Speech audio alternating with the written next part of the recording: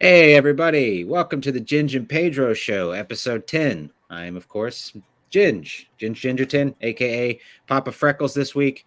I might change it up next week. We'll see. There's no guarantee. Of course, alongside me is everybody's favorite, Pedro Ang. He's sipping on some coffee there. Am How I you doing, buddy? everybody's favorite? How you Pretty doing, sure. guys? You're Yeah, my how you favorite, doing? right? I'm Pedro. I have no like cool handle like Papa Freckles over here, so I'll have to come to something next week. I almost went with Poppy Freckles. I thought of you, but Yeah, I was like, he's got the Spanish flavor. I'll yeah. just keep Oh it. no, I'll you, keep it you over can here. take that. You can take the Pappy Freckles. I don't Actually, expect anybody to call me that, so it's all actually, right. call yourself El Pecas, which is freckles. Pecas is freckles in Spanish. So call yourself El Pecas, and The that actually Pecas. sounds El Pecas. That sounds It's like got a some, yeah. It's got like some a steak hoodlum on it, thing. actually. Yeah, sounds like a dangerous hoodlum. Yeah. Refer to me to that, actually, please, if that's all Mhm. right. The I will. Pecas. El Pecas. Right. Yes. People probably will think you're calling me the Pecker, and it's just like with a Spanish version, but That's even more dangerous. I mean, if they call you the pecker, when something's up. You don't know. No telling. Say hello to the chat. We got it. My boy Jake. Hey, Jake. What's Mr. up, Jake? Twister. How you doing? Got Joe Catapano in the chat, of course. Yep. And Hell actually, yeah. speaking of that, let's go ahead and get him out here. Joe All right. Catapano of Star Circuit. Boom. Joe, welcome, What's sir. up, guys? How you doing, sir? Doing good, doing good. Stoked to be here. All right. Well, thank you for Awesome. thank you for having us. No. Thank you for coming on the show. I've somehow Right. flashed back to being on your show a couple weeks ago. Yeah, that's what I was gonna say. I was like, ever since you were on my show, I was like looking forward to doing this because Oh, I nice. do like a parallel show on my channel at the same time, so I never get to see the Sunday shows in the morning. I'm usually preparing for mine. Mhm. But yeah, awesome. Yeah, dude. This morning hour is a little bit. No, I don't want to say weird, but it's a different energy. Like I've known like people are more focused on talking about books.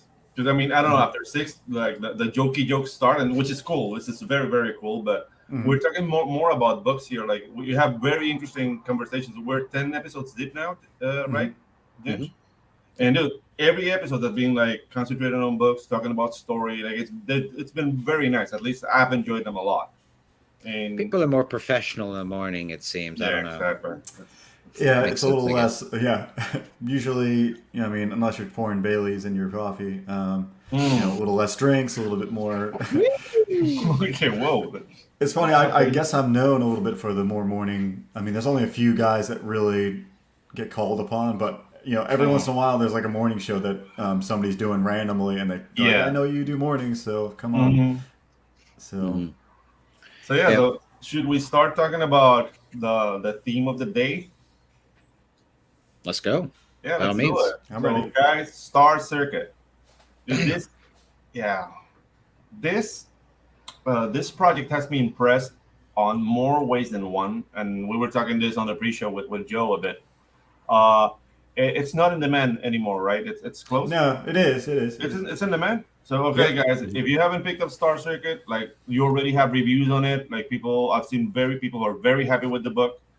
And dude, okay, what are the inspirations that took you down this road of Star Circuit? Oh man. So Star Circuit is an idea that came up from a couple different things. I got a love for old Nintendo games, well, new Nintendo games too. But one of those games would be F-Zero, and I literally was just playing some on an emulator before I jumped on the stream because I just love the game. It's like this Nice. spirit of F-Zero is like this massive kind of sci-fi race, Mhm. and even back in the day when like pixel art was a thing and it wasn't like great looking art, it almost like that's what really sparked it as a kid. Like it's always been in the back of my brain. So the original idea sparked way back, and I never owned the game.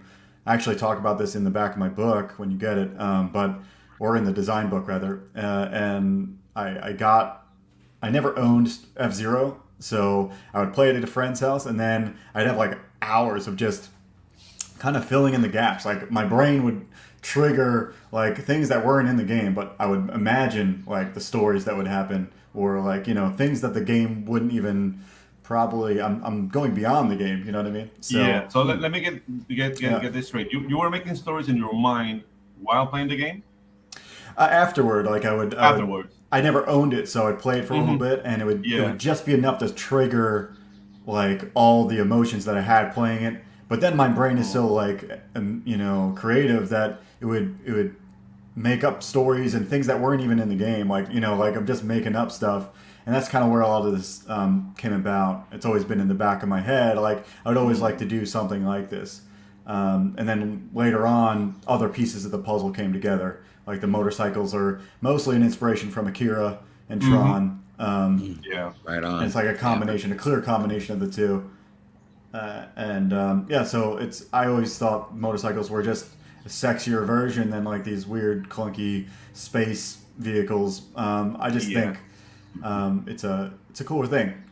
So between F-Zero, between Akira and just the last piece of the puzzle is the cyberpunk genre. So a lot of that's Blade Runner and other things. But yeah, that's what came together to make the idea come to life. I do kind of have to say, there's like two things that are incredibly dangerous, but they do look cool to me. Maybe I'll just sound like an idiot here, but it's riding motorcycles and smoking cigarettes. They're both like very dangerous, but I'll be damned if it doesn't look cool pretty much 90% of the time. Well, Yeah, one of them will surely kill you. I'd say the statistics are pretty high on both of them for mortality being associated. I saw a guy just late at night, like just walking through the dark, bro, and he was smoking a cigarette, and like you can just see the like the red ember of the cherry on the cigarette. And I was like, God damn, why aren't I smoking cigarettes?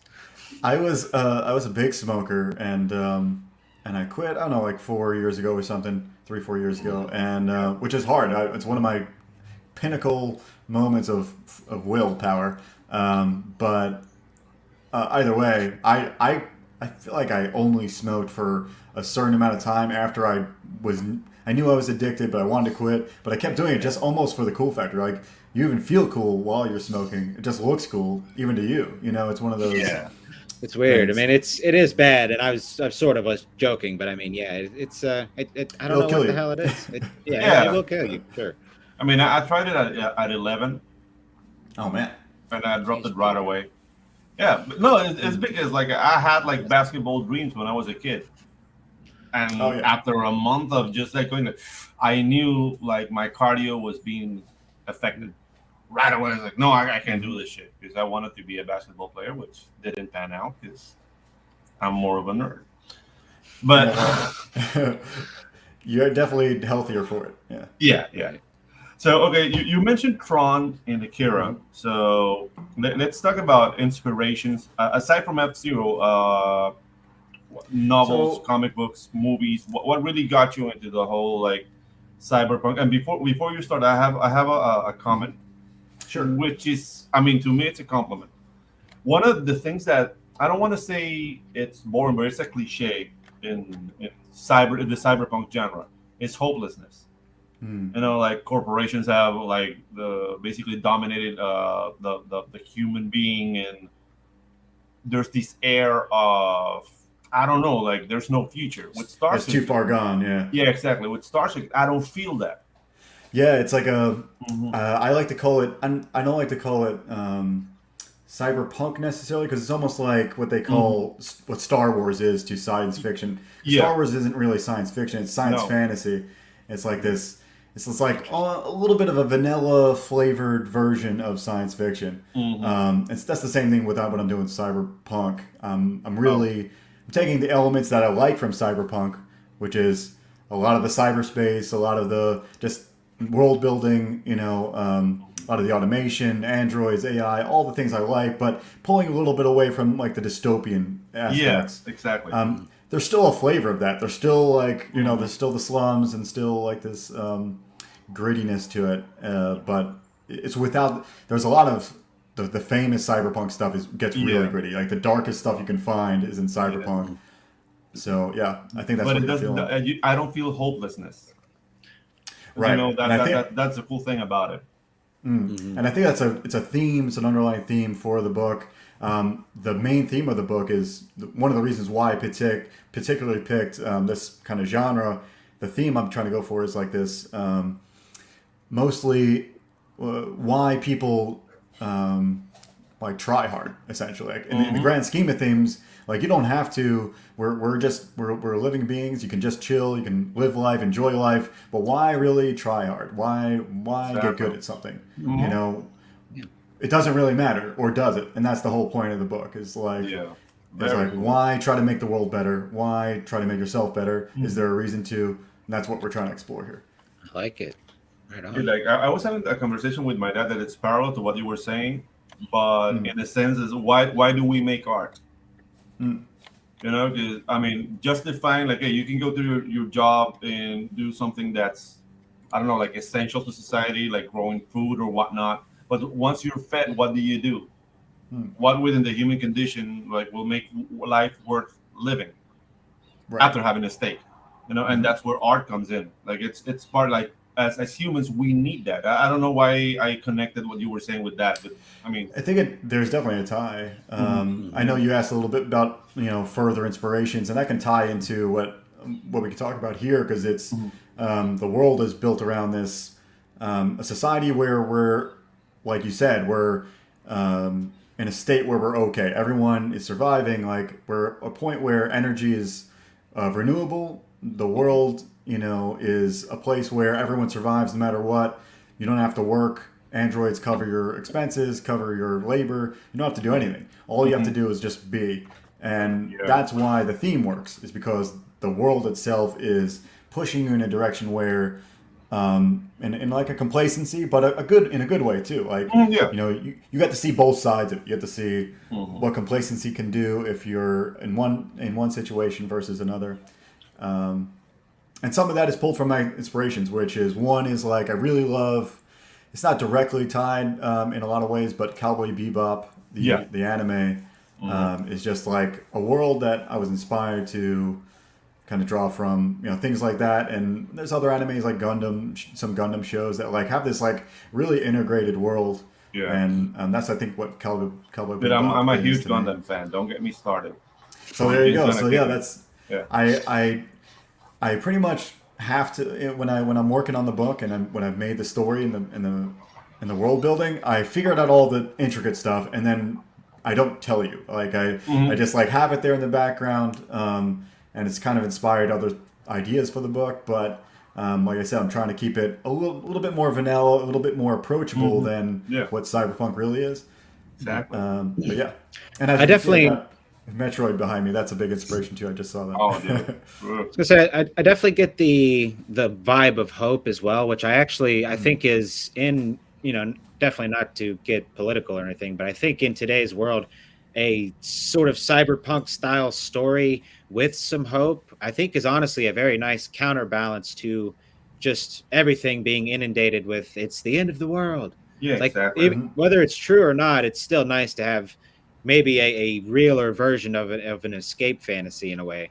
You know what I mean? This is something you can be hopeful towards. I think that's where that's like inherently, I think it's from, when I think about it now, I think my Nintendo background, because Nintendo's a little bit more vanilla, a little bit like they always infuse like this hopeful kind of, cheery kind of feeling regardless of what the genre is. Even if it's Metroid, there's like somehow it's bright and shiny and colorful and, it's inspiring in some ways, even though it's dark and lonesome and whatnot. But I think that's where it's from, because everything else, there's not much hope. In all my other inspirations, there's not much. But because one of my favorite books is Neuromancer, which is like the pinnacle. It's the start of. It's almost the start of cyberpunk, in a lot of people's opinions. Which is the grittiest, unhopeful book ever. Yeah. The thing is, like, Neuromancer is before the web, right? Yeah, I believe so. I think it's like mid 80s, late 80s. And I think so. I'd have to look at the book when it was printed. Yeah. It seems like about that late 80s. Yeah, late 80s. So I mean, what really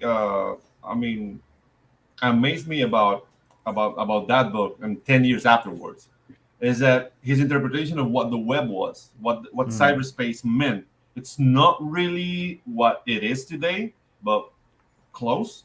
You know what I mean? Yeah. So and that's it. The good thing about literary art, let's say a book or a comic book or whatever, our job is to expose possibilities. Hmm. And I mean, it's on each and every artist. I don't know, like decision to make it hopeful or not. So to what James was saying, like, okay, the world looks like it's going down to hell, but that doesn't mean that the stories have to reflect that. Right. You know, like And some it's. I people. think it's a. Oh, I'm Mhm. sorry. Go No, ahead. no, no, go ahead, go ahead, go ahead. I was gonna say the contrast is there. I think it's just a natural thing. I try to have as Mhm. much contrast in everything, the art Yeah. plus I guess these themes, because Mhm. the main character is kind of bright and cheery.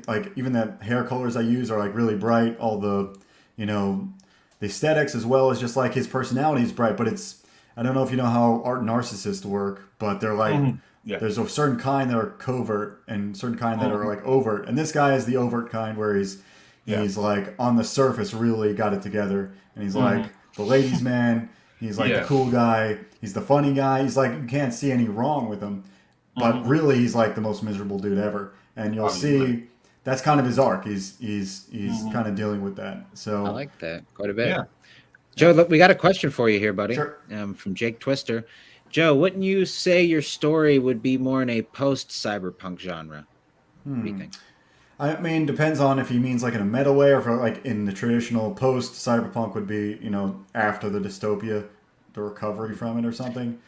Is that What maybe what is he means? What that? are you thinking? What would be? I can't think of any examples off the top of my head of a story that is like post cyberpunk. I'm sure it's been done, but like where Mm. everything gets better. Is there any examples of that? I'm not sure. Like I'd have to really think about it. I'm thinking about all my inspirations here.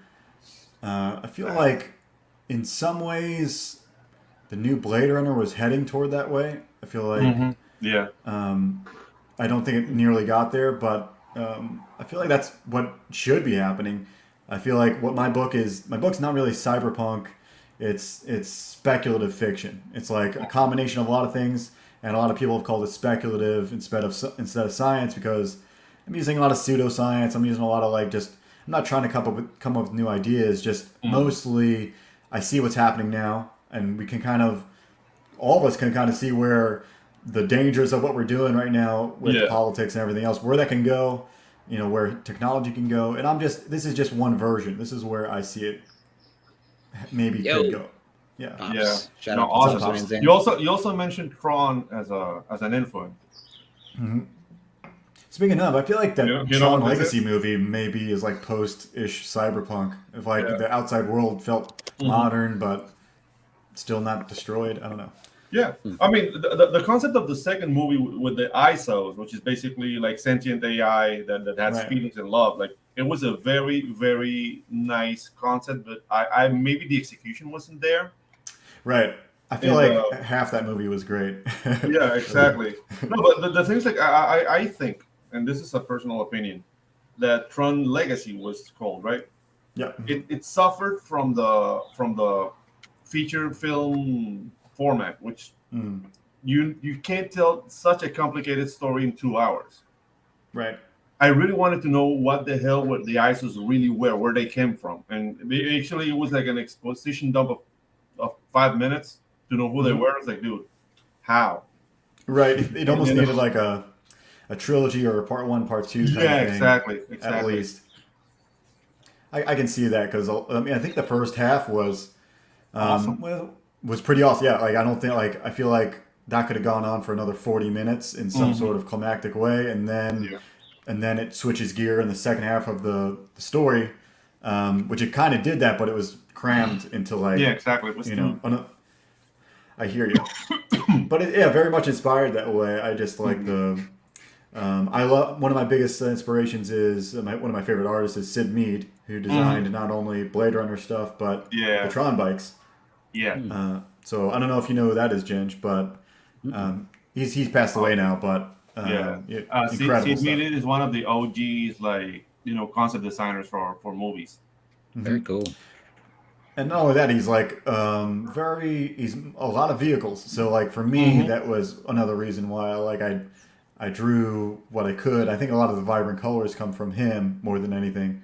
Do you know the work of yeah. Ryan Church? Yeah.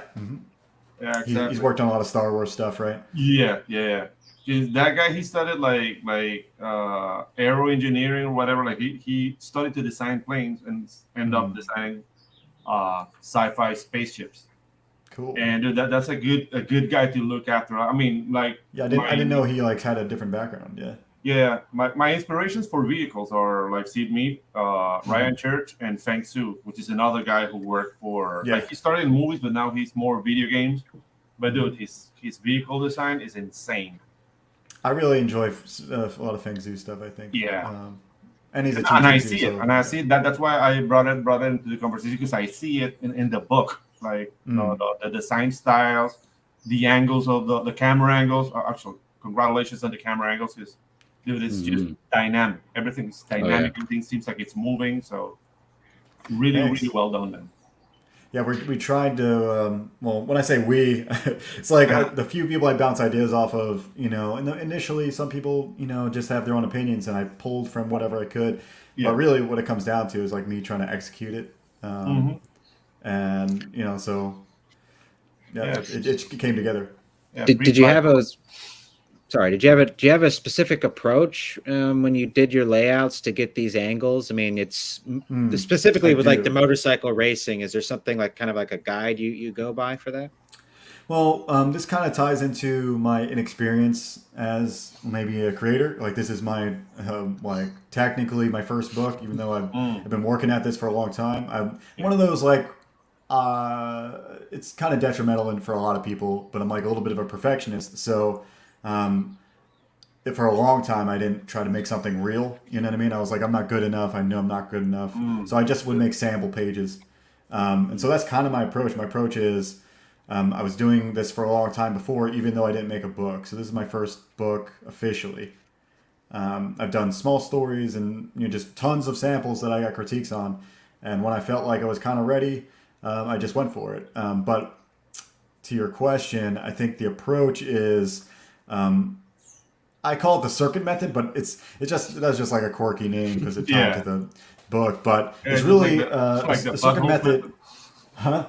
Like the buttholes method. Yeah. So it's like everybody's method pretty much, Yeah, but as a go single ahead. creator, it's I call it the circuit method because you're taking laps. So at every stage, I kind of throw as many of those laps as I can. So I'll purposely do like a stage where I'm writing with just ideas, and then a stage where I'm writing closer ideas, and then sketching, and then refining it. And so I think I'll be way quicker with my approach this for the next book. But for this one, it was like many stages. I'm pretty sure I did roughs, and then I did like tighter roughs, and then thumbnails, and then layouts. Like way more processes than most people. Wow. And that's how. So if you saw my first rendition of any of these shots, the first rendition was probably just a straight on or a side view or like a map. Yeah. Sometimes I draw maps from the top view to show where I want things to go. Cool. When I started writing, when I started writing, I sort of have an approach that's similar. Like, and I still do this. I will start on paper and I'll handwrite stuff. And then when I very first started writing, it would go from paper to like almost like a prose style of the book. And then from there, I'm like, okay, I'm pulling what I want here. I mean, it was way more stuff than I needed to do, and I've definitely cut like a lot of it. But yeah, it is sort of like a framework that, as you were saying, that I was like, yeah, that's a whole lot of steps that remind me of also what similar on my end on the writing perspective. So Sorry, guys, can you hear that? Yeah. Can you hear that? A bird? No, this is I'm in a full-fledged parakeet invasion right now. that sounds fun. I'll be honest, buddy. Yeah, those units get loud, so that's why I'm like muting and unmuting. Huh. But yeah, if you guys are fine, like let's just keep on. Sorry I about think that. we're okay.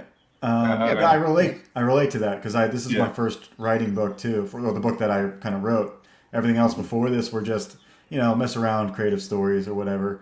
And I did a lot of different like just classes, read every book I could on storytelling. I'm not really big into like novels as far as like writing. Like I kind of hate writing prose. Like fanciful words and stuff. As a visual storyteller, like that's where I get that crack from. Like my, like drawing that instead of writing it out with beautiful Yeah. wording. That's where I differ. Mhm. But yeah, I really like story structure, so I studied a lot of that as I was beginning with this. Awesome. So did you go to school or anything? I mean, could we talk a little bit about how you got into art and what were some of the decisions that you made Oh yeah, throughout that? there's definitely I've definitely had a history. It's a really weird history. It's different than most artists. I feel like most artists know they're inclined that way from the beginning, and go that route. But it wasn't for me. Like in the beginning, I've always been creative, just never really had the patience, or maybe I was too much of a perfectionist to like give my ugly drawings, you know, more love as I started growing. But so as a kid, I didn't draw much, didn't go take high school classes, but I started wanting to do making games because I'm a big gamer, and so I went to school for like game design, and then realized there was a lot of programming involved, which I'm not a big, I'm much more visual. So I kind of swapped over to CG animation and got a degree with CG animation, so I can model and texture and whatever. Not great, but I know that whole pipeline. Like, Cool. um, and so that's what I did. But in the midst of that, they give you a few drawing classes in that kind of career path. You have to kind of have some sort of fundamentals, Yeah. and from those classes, that's how I knew. I was like, oh, I'm kind of naturally inclined to this, even though I didn't realize it before. Hmm. Um, and yeah, that's how it went. I realized that was a thing. I graduated with the degree that I kind of barely use. I do use it now. I work in DoD Mm. doing graphics, but so it Nice. does pay my bills. But I didn't realize that I could do both. It was a big struggle for a long time. I didn't know where to Mm. go with the degree. But either way, somewhere about 10 years ago, I started teaching myself how to draw, and Nice. so I didn't really seriously start drawing until I was like 23, and that's usually late for most people. I would say that's it's Mm. not super late. Some people start teaching themselves how to draw at like 50, and those guys that got me, they beat Yeah. me out. But yeah, So, that's Joe, my I, history. I have a question now that you mentioned that you have an animation background, Hmm. CGI. Yeah, I mean, so do I. Like, I'm an Oh, nice. animator before. I'm a comic book Oh yeah, I artist. heard from Mark. Yeah. Yeah. So, my question is: does your learning how to model inform the way you draw now? Oh, absolutely. It's Yeah. like not even like you don't think about it. Hmm. And only when I jump back into some programs that I have to use for the day job, or just once in a while hop in just to maybe see camera angles. Hmm. It's insane, not for only maybe how you draw, but yeah, just visualizing perspective is it's Exactly. insane. It's like a Hmm. I feel like any artist who has never jumped into a 3D program and they're trying to draw comics or just learning how to draw, just don't even make anything. Just go Yeah. open up a free, 3D software and just Yeah. move around the camera, put a cube in the middle, and just rotate Yeah. around it, and Exactly. you'll Like what it'll what blow I your said. mind. Yeah, what I say to my students, dude, even if you don't have the money to buy a 3D program, just download Blender, which is open Hmm. source, and do a cityscape. And I'm not talking about cubes. Draw a plane, draw a Hmm. couple of cubes in different heights. Play with the camera, move it around, see what happens to the cubes, and you'll see in cities. Yeah. Then the other thing I go around, go into the camera settings and change the lenses. Mm. What happened to to the view with a 35 millimeter, then change it to Hmm. a 10 millimeter, see what happens, then everything will like elongate, turn on to a 70, then you get more of a cityscape landscape, and then you will inform your eye to basically tell the tale from the camera, Uh and huh. it's an awesome exercise. I think so. There's tons of things like that you can Mhm. do. That's probably one of my favorites that I didn't realize I was. The thing with like your journey as an artist, there's so many branches. This tree's Mhm. got so many branches that Yeah. you can try to focus on one, but you're always going to be missing the other one. You know what I mean? It's like Mhm. this duality in life or something where you always pick one over something else, and you always just try to flesh it out. But perspective has always been I think maybe between my 3D background and like I Mhm. did a lot of concept art for games for a Yeah. while. Hmm. Between those two things, my backgrounds and my perspective knowledge is on point. Most people compliment me on my backgrounds before my characters. So Hmm. um, and I guess that's where it comes from. So, Yeah. but that informs your characters too. But you can do that all physically too if you get just Sculpey. This is an old Atlas head. Hmm. That, it's not anything detailed. It's just like it's really beat up now because I made it 2 years ago. But Yeah. it was a little more pristine. But it's really just to get the head shape. This is just his head shape, and I'm like, Mhm. okay, if I have a trouble figuring things out, I can always pull it away from the camera, take a picture, and I'm like, okay, that's his head shape from that far away. You know, things like that. You don't have to. You don't have to go it alone, pretty much, when you try to Mhm. make a book. It's really hard. It's really hard to do Yeah. all this. So you mentioned the character. I'm not Mhm. sure how much into the actual kind of meat and potatoes we've actually got of the story. Could you tell us a little bit about the main character? It's sort of Yes, what's that's going on. perfect. Yeah. Yeah. So we haven't really talked about the story. Star Circuit's like my culmination of everything I like, and so the characters are it's all my life experiences are very like personal. So like I wanted that to be a focus. So the main character riding the red bike here, you don't really get the face reveal for a while. His name's Atlas Metric. He's a kind of a like I said a narcissist. He's a cool guy. He's always getting the girls. He's always doing well. But he does so well. It kind of is it's a double edged sword. Like he doesn't have to try hard, which is the whole theme of the book. So he's kind of like just a natural talent. He's kind of got all the resources he needs, but doesn't he takes everything for granted, takes people for granted, and so that's where you start. The is this character, and it really the story branches out from him, where he's got his counterpart, which is his brother, which is kind of like the opposite of him. His name's Menno, and a lot of the names I grabbed are from either Greek or Roman. Awesome. And they mean something. And Hmm. so like him and his brother, you can see it on the main shot here, the brother in the background. Hmm. He's like the opposite. You can see he's like very like stern, Stern. and Yeah, yeah, he's exactly. stern.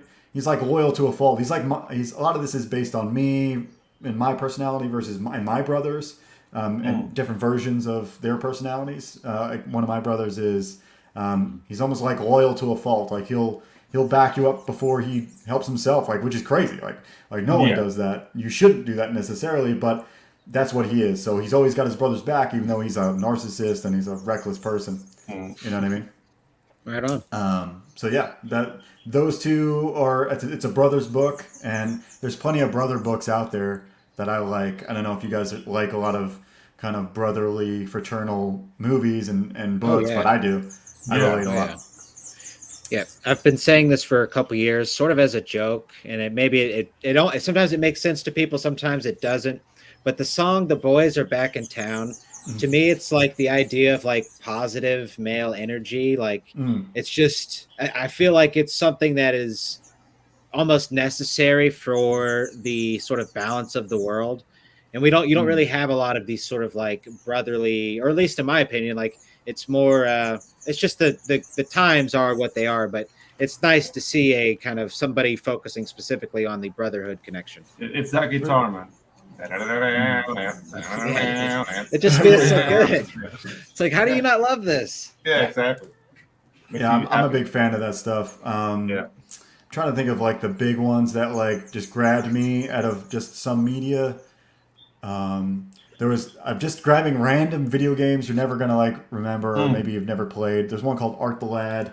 I think Yeah, there's Art I the know Lad Art the Lad. 2, but it's a brother story, and like they're coming Hmm. from different places, and it's Yeah. not anything like Star Circuit, but that connection that I pull a lot from that storytelling. Just I recognize what needs to happen in a story to make you feel those things.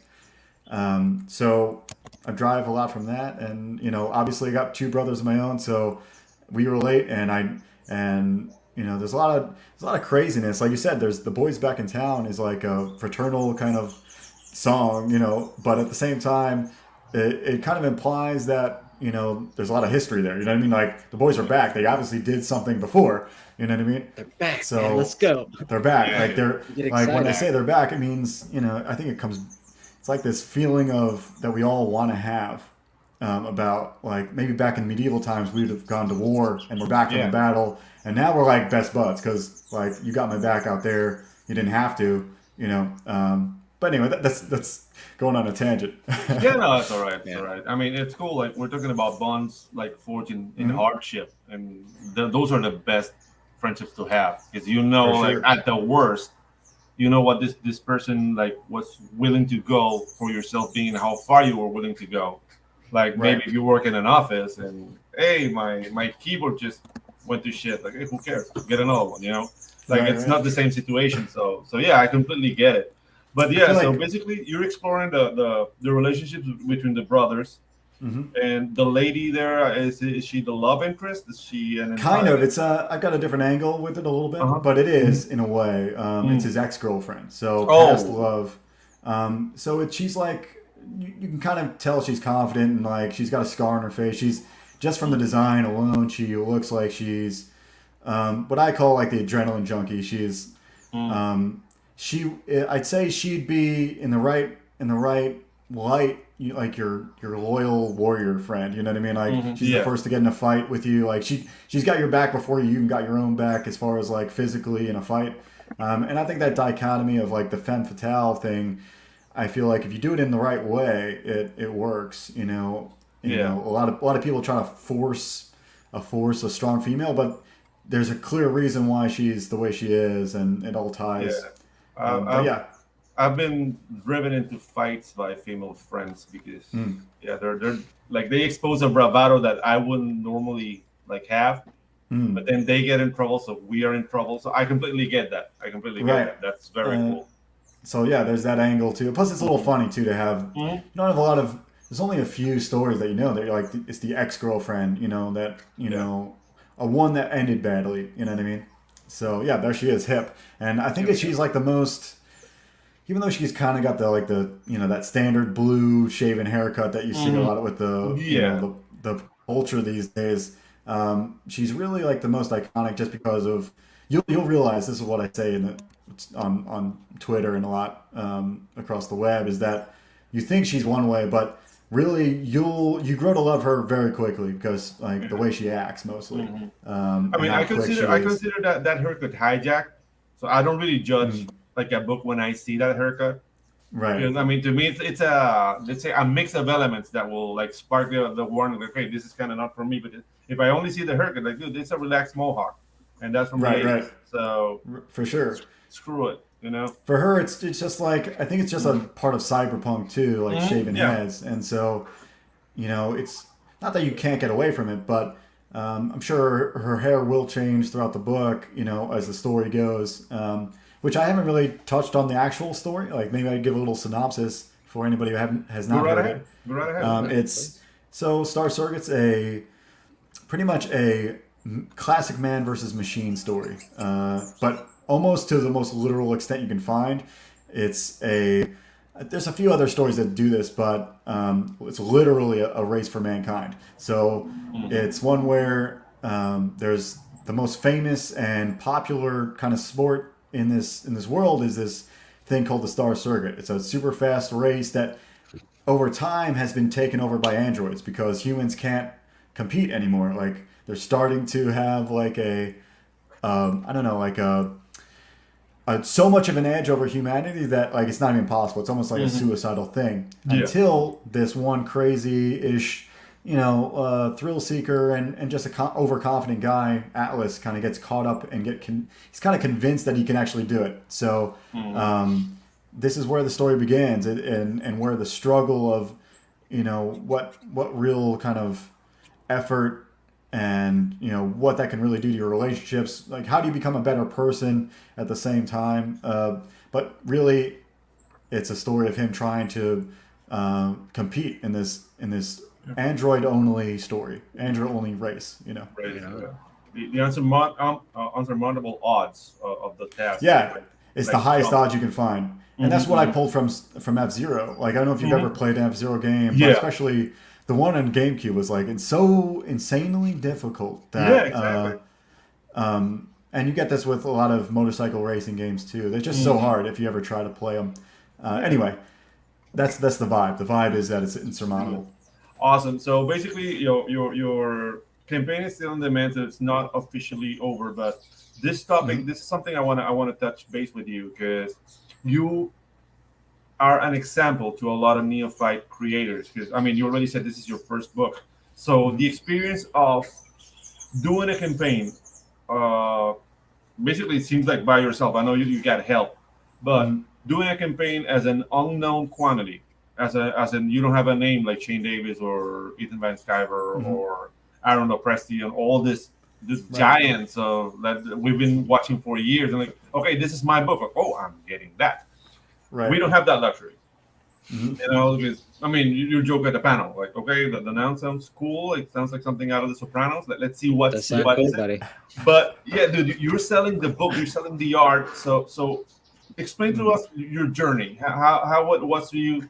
How did you approach presenting yourself, for example? It's what I've been working for the whole time, is getting. I've always, like I said, I worked on a lot of samples before because I thought I Mhm. was going to try to get into one of the big two or just smaller indie companies, but work my Mhm. way up that way. Yeah. And because I've always wanted to draw comics, but then I realized as all this started happening, you start to see this culture war happen, and it's like it's Yeah. not so straightforward anymore. It's not like you just go work at the company and like you'll have drama, but you won't Mhm. it'll be pretty much you're in the clear to have a career that way. It didn't seem like that after a while, and then that's when I started making Star Circuit in like 2016. I started.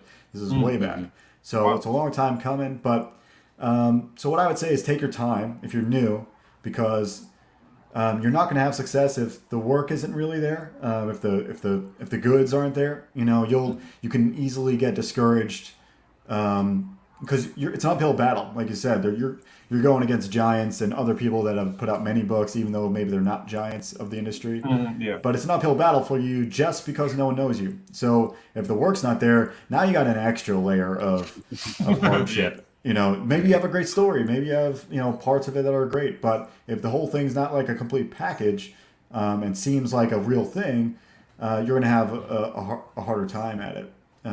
So I think that's the number one thing. But number two is when I realized I was going to go this route and realized crowdfunding was an option, because I was actually planning to pitch this thing. It was, Mm. once I realized, screw trying to just draw for the big two or whoever. I'm going to make my Yeah. own thing and then pitch it and still have it maybe go to Image or somewhere.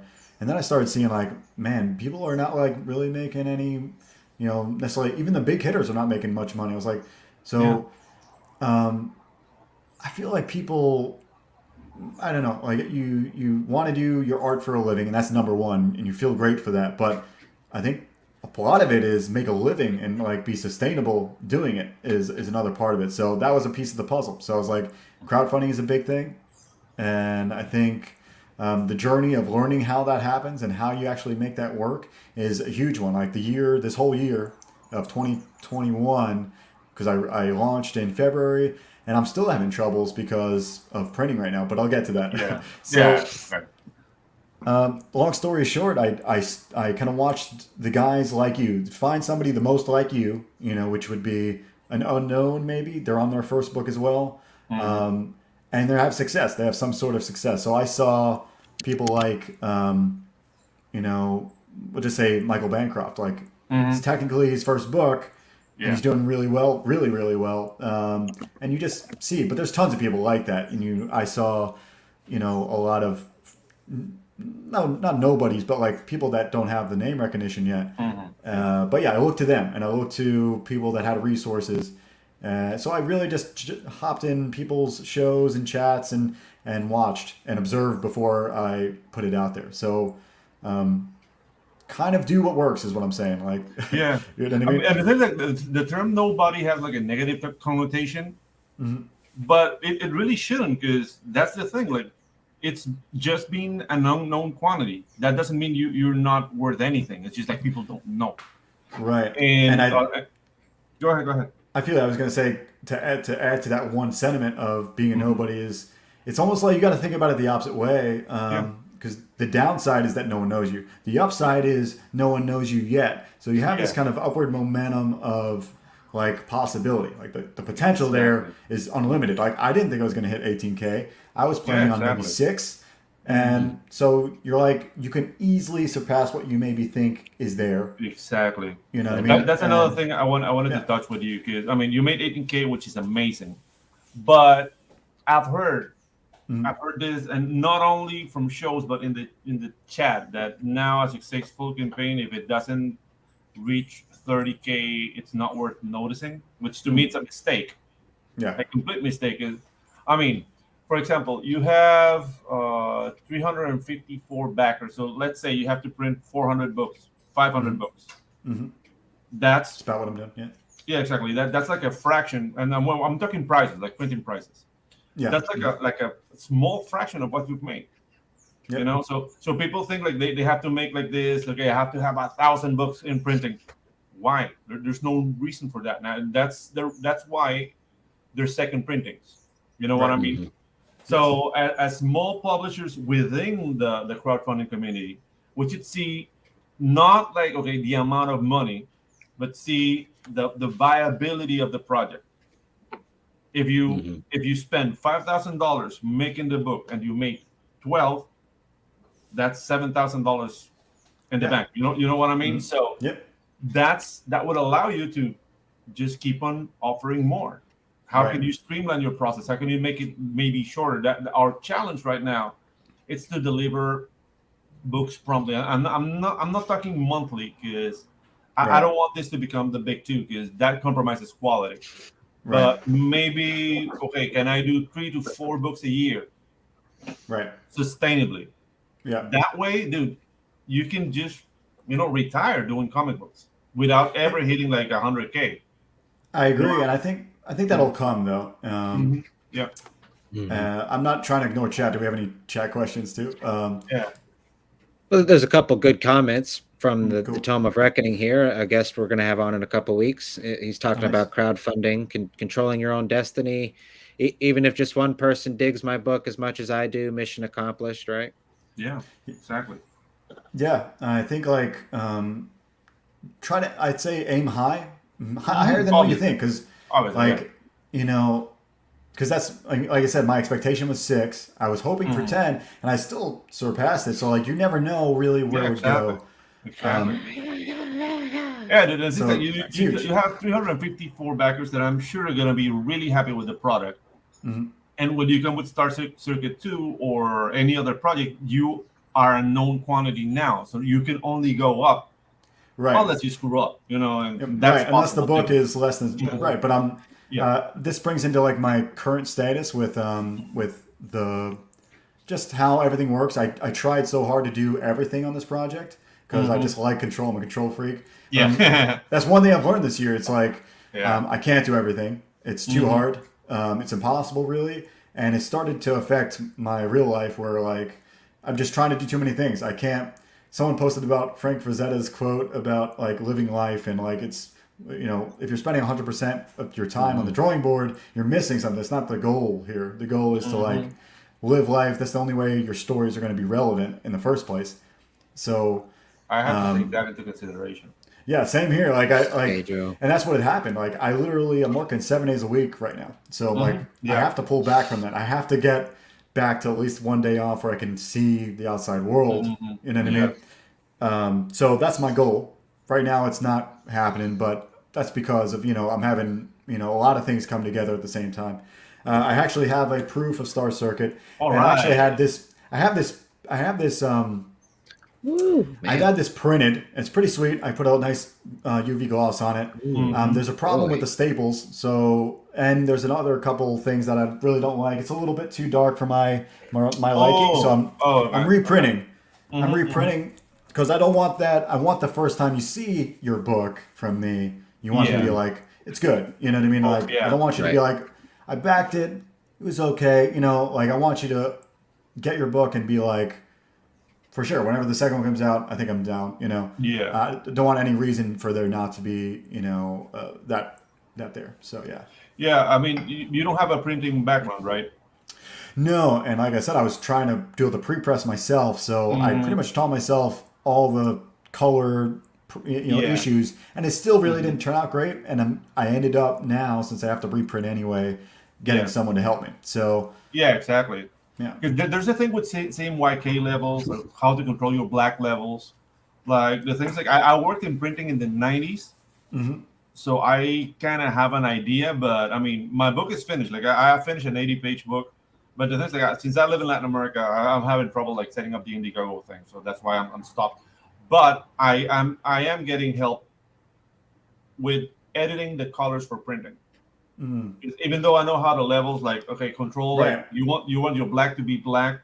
It's not a Right. 0-0-0 thing because it will make it Right. muddy. You need like a 0-30-30-30 on the same way to Right. make it do properly, and that's one of the many things that can go wrong when you print. Right.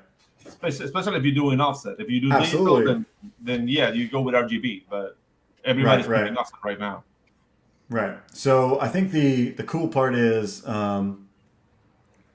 I learned a lot of that. I spent a lot of time. The book delayed just from me learning it, and I think people appreciate me trying to do it. So that's why I did. However, it still didn't turn out great, and since we had a mishap with the stapling anyway, I was like, all right, let's just go with what probably will work because I can always go back to them, get the proof, and see if it is much better or worse than this. We'll see. Either way, I think it'll turn out great no matter what. It's here's the part where it's kind of not depressing, but you're like when you tell somebody a date and it's your first book, you feel bad that it's so delayed. Yeah. It's a few months delayed now on Star Circuit, which I feel bad about. And that's all you can do is just like keep doing your best. Keep letting them know what you're doing. Transparency, that sort of thing. Yeah, that's the thing. It's like losing your virginity, basically. Like it's not going to be your best performance. It's not going to be your first performance. You only want to have one face, a face of surprise. Well, you don't like. I'm just remembering anymore. But it's funny. Yeah, but it's a growing pain. You know what I mean? And you're only going to get better after this. And then, as I said, I'm very excited to get this book in my hands. Like Thank you, man. I appreciate the support, and dude, it's like it's a dream come true. Like anybody who's backed this thing, you're supporting like more than just like a dream of. I don't know. In some ways, it validates me as like all my work I put in, but at the same time, it's more like this is not me doing a collection of drawings of Batman, or something. Yeah. This is different. It's like this is everything. Me. This is like my life. This is my like when you're buying the book and reading these characters, you're reading a lot of my expression of the world. Nice. And you're almost like by reading Star Circuit, you almost know me as well as a lot of my acquaintances, maybe not my close friends, but like you know me pretty well because you can kind of tell what I like, what I don't like, but what you see and how characters react, and it's a lot of my personalities are in there too. Yeah, dude, and as fun as drawing Batman is, because it's really fun to draw the character. You're putting an IP out in the world. It's a completely different feeling and a completely different circumstance. And you're gonna be judged by it. So that's another thing. People are going to love it. People are going to go meh. People are going to hate it. But maybe a good segue here, since I guess I'm just riding the Segway train today, which is totally fine. So not at all. You created this really. I mean, it's a beautiful IP. It's the artwork's fantastic. It's unique. It's got, but with Cyberpunk kind of making a return, let's say. Do you see more Star Circuit in the future, and how do you see that? Another comic book, or could you talk? Yeah, this thing is a book-ended thing already. It's a mini series. Like I said, I like story structure, and I think the only way to make a great story is to know where it ends when you start, because it's the only way to put emphasis on the things you need to in the first act that pay off in the third act. So for me, that's how I work. Unless you're working super episodically, where everything gets reverted every episode, sometimes then you don't necessarily need to know where it goes because everything reverts every issue. So, but in a story like this, it's the way I counted out, it's going to be around 300 pages of story in total, over like 8 chapters or so.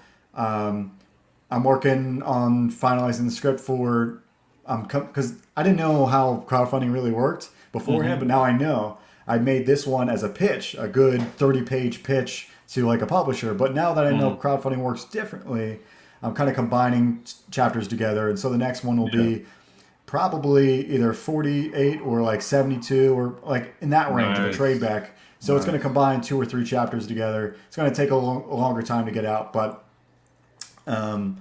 another piece of advice that this brings up. I had the book finished before I did the campaign. Some of you guys, cool. first timers, have the majority of it done. You know, maybe the lettering's not there, maybe it still needs to be half colored or whatever, but have what it is there. That way you can be confident in what you're putting out. Like, that's why maybe another piece of the success is I'm able to go on streams and be confident. Like, people have read it, they love it. Like, people have like looked at it and they like the art. So you can talk to your people you're talking to about it with confidence. And, you know, not everybody needs to like it, but the point is that some people do. Yeah, that's it. Yeah. I appreciate but I think I'm very excited. I'm eager to get my hands on this book. This is right up my alley. So I'm going to be one of the lovers. I'm just saying. I appreciate it. Yeah. I think the last piece of the puzzle here is I did a 3D print of the bike for this book. I got 2 versions of it here with me. And we're still selling. There's a limited quantity of these. But yeah, we'll show both of them. Here is a test version that my buddy Zaid Studios painted. And this is the test version. What you actually get is unpainted, but humongous. So for $60 you get this thing. It's huge. Like, let's do the comparison here. Yeah, Don Chin has one of those, right? I love that. Yeah, Don Chin got one. Yeah. Yeah, that got me very jealous. So it's cool because you get to paint it yourself, and a lot of people do like to do that. Eventually, I guarantee down the road, the next time we do one of these, you'll have definitely a character standing next to it, maybe, and that would enable us to do different things where the bike seems more free floating, and we're able to hide a lot of the struts and that sort of thing. But it's only going to get better from here. Like, these are the first editions, and they still look cool, but down the road, this will be the cool thing to do. Yeah, dude, Joe, you have a question here. I'm not sure if you saw it. Where's the sticker pack? So Jake Twister wants it out. No sticker. It's one thing I didn't dive into. I've got patches. I've got a lot of stretch goals, guys. If you do back this thing, you're getting a lot for it because I wanted everyone to like get enough bang for the buck. You know, the book ends. It's a first chapter kind of thing. You're gonna feel good about it, but at the same time, you're gonna get that cliffhanger, wanting more. You know, so I wanted you to also have all these other things. So you're getting 3 different prints automatically. You're getting a postcard automatically. If you spend $32 or more, you're getting a patch. You get an MP3 companion soundtrack that comes with the book that I like. That I got a lot of indie artists like Ryan Wynn and awesome and Vasto Synthwave, and you know, it's just like a cool album to listen to as you're actually reading the book. That's how I prefer. It just takes it to the next level. Oh, stickers for the bike. Forgot about that. I think that is in the cards for the next one because it is kind of an Akira kind of thing to do. Nice. To put some stickers on the bike. So yeah, we'll definitely do that. I have one more question here for you. And I'm actually kind of personally curious about it just because it sort of relates to something Pedro and I are doing behind the scenes. Yeah. Your layout and design book. Could you talk about the creation of that and what were some of the thoughts you had when you were putting that thing together? Oh, yeah.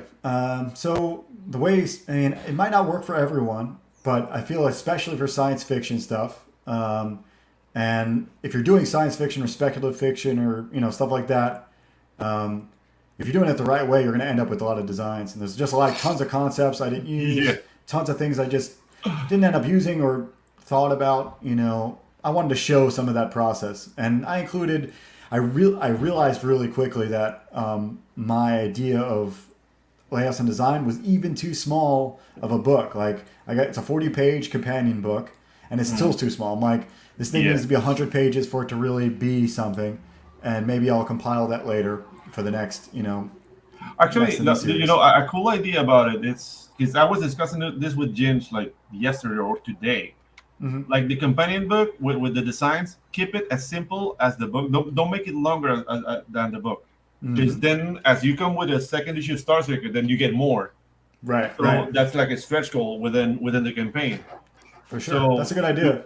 And the thing is, like, once you finish the story, then you go the Billy Tucci way and omnibus, Star Circuit omnibus with the whole story and everything.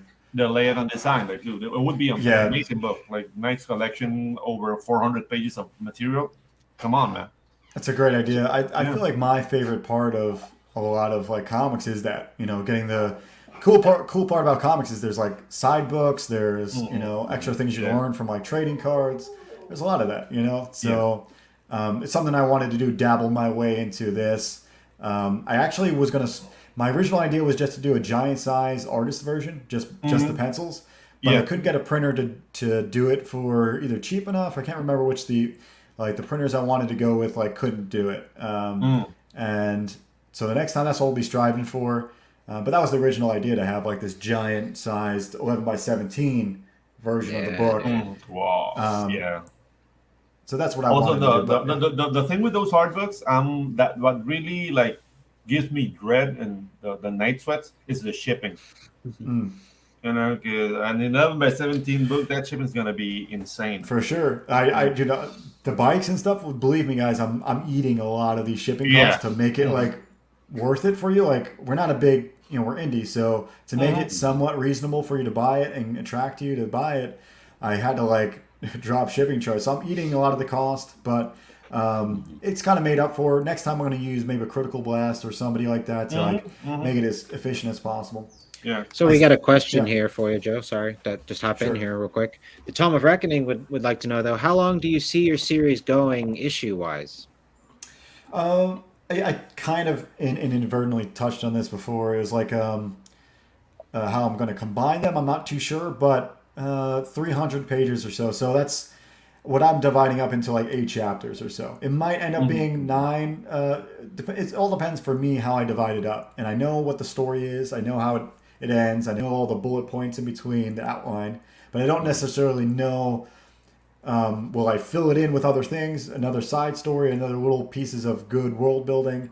So it could end up being 9, and that might actually work better because of the 3-act structure. You might get, it might fit better or not. I feel like eight is what it feels like it'll, in my estimates, that's what it'll be Right. now. So We got another question here from Jake. Diecast bikes, Hot Wheels style with a launch pad. That Oh. would be fun, right? yeah, for sure. That'll definitely be in the works. I feel like there's tons of different things that people have brought up since I launched this thing. A lot of people have ideas, Yeah. and not only people that will have ideas, but people that have ideas and are in the industry of whatever they're bringing up. Like, that's how I got the 3D prints made, and along that same line, maybe we already have a model of the bike. Maybe there'll be an indie game that eventually gets like a free demo of it or something. Goes with Yeah. the last omnibus or something. Who knows what happens down the road? Diecast bikes seem good. Yeah. Seem cool. That It's hasn't been done interesting. yet. That hasn't been done yet. Like, people are Oh, doing really? figurines. Like, you got PTP doing that. You got Ethan doing the Cyberpunk, but Mhm. not a Hot Wheels style like bike. That would be Is That's there a cool. cool chance we'll idea. see? Is there chance we'll see Atlas with a bucket of chicken and a chicken fist? Yeah. I Oh, hope dude. like Go I ahead. Go hope ahead. like some weird cool things come out of the future of Star Mhm. Circuit. Some quirky things. I'm sure The- there will be. Cyberpunk KFC. And It's like, you did mention F-Zero. So a Star Secret video game. It's Yeah, not that that's far away from reality. people. Yeah, the usual question is because it's my style of artwork is very mixed between like this. People call it like I think Andy Smith called it like a Japanese animation mixed with comic art style, which is kind of Yeah. right. It's like some sort of anime influence in there. Yeah. But because of that, people ask me, "Do you see it as an animation?" And I do, but and I see that happening. I just think like as far as the spirit of Star Circuit is more Yeah. geared toward games. Yeah. Exactly. And that's where it started from. And I think like to me, I haven't played a really. There's a lot of good motorcycle racing games out there, but Yeah. none of them have a good pacing, good story, good coaching. Yeah. None of the games teach you how to play really well. I don't know how you guys have. You guys ever played a motorcycle game before? I've played a few. Like, I'm not a big motorcycle fan myself. Well, there you go. But I like the ones where you played actually get on the bike, like it's a shaped bike, and, just Right, at the the arcade. arcade. the arcade. Yeah. That's fun. Right. Yeah, So but I mean, not many people. an F-Zero type game with a story. Mhm. That's perfectly doable. And as I said, within the community, there are people who are already making games. So I don't know, like getting contact. I can point you in some directions. The For groups sure. are forming For sure. of people who are making like solid games, and they're more concentrated on like Super Nintendo games. Like they're doing Right, that right. 8-bit thing, Hmm. but the possibilities are there because it's For just kicking sure. the engine and let people know what you want. So maybe to Hmm. keep it simple, make it more like an N64 style, Right, right. really Limited nice, like polygons. well done cutscenes Yep. to make the story bold. But the game, like, just make it look like F Zero. That would be amazing, and there's a market for that because a lot of people are into retro gaming, and this For IP sure. lends itself for that.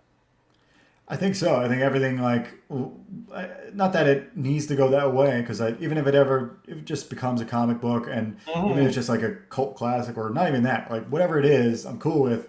But I can totally see it going in that direction. Mhm. I Mhm. love games and I love like, I was in the process of making a couple. I worked for a game dev once in a couple, Yeah, back in the day. But yeah, it's a cool opportunity that yeah, probably will take up on somebody. Somebody will yeah. come I along. mean, the beautiful thing is that it's your IP, so in the end, you decide where it's going, and Right, that's right. that's the bottom line of happiness.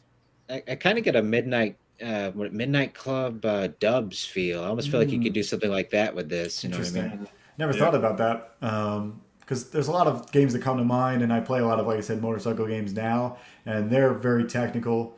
Hmm. And maybe this game doesn't need to be that technical, but at the same time, it's hard to like because the theme of the story is like kind of pushing it as far as like challenging yourself, and so a challenging racing game is one that like goes with the theme. Mhm. That's where F Zero comes into play because it is a challenging game. Oh But yeah, anyway, F-Zero was you're right. enervating. Yeah. Yeah. Okay, so let's we'll go ahead and wrap it up here. I would like to play the Yeah, trailer. I've been meaning to yeah. get this in here real Let's quick do before that. we get out of here. Good Let me idea. load That's this up. Ted Zagaro's baby. Right on. All right, let me get this. Boom. Can y'all hear that? Welcome to the future. Is it- A place where you Can can y'all hear it? find anything you desire. If the burner gangs don't find you first. Where the fastest racers are artificial. And if you're human,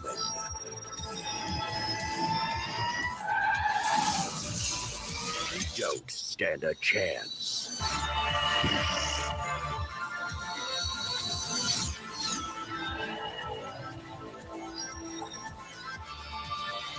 Star Circuit.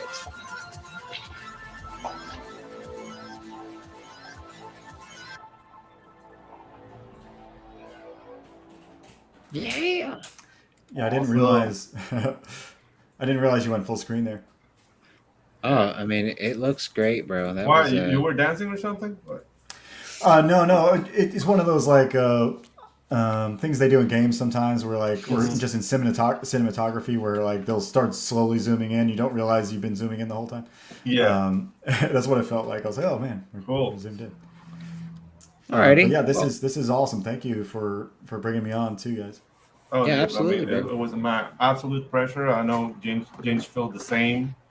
And dude, I can hardly wait to get my hands on that book and give it the review it deserves. I mean, I, the art already looks awesome. So mhm. I yeah, think I'm just I think people will be pleasantly surprised for like especially a first timer. Like a lot of yeah, times I've read some first timers that like the story's interesting. It just some of the kinks get in the way of the flow or pacing or yeah, whatever. And I think like mine will please you in that way where it's not. I don't think there's anything out of that jarring or anything like that. I think it's a mhm, great read. yeah. Um, so yeah, And then thanks. I said, like, I love drawing tech myself. So just watching your take on tech, it's like getting my brain going. So Yeah, yeah, I dude. know. I need to like we need to maybe do like a collaboration or something at some point. Oh, whoa! Yeah, that'd be cool. You heard it here, folks. I'd Joe said it, not me. be down. All right, Nice. guys. Well, Joe said it himself. He's aiming to please with this one. So Mhm. let him let Joe please you. I mean, Yeah, do with that exactly. what you will, but Allow that's the goal yourself to be here. pleasured by Joe. All Right. right, guys. Yep. So Joe, I'm gonna pop you to the back real quick, and Sure. Pedro Yeah. and I we'll say goodbye, and then we'll be Cool. right Thanks, with you. everybody. Yep. Joe Catapano, everybody. Joe Star Catapano, Circuit. everybody. Woo. Awesome.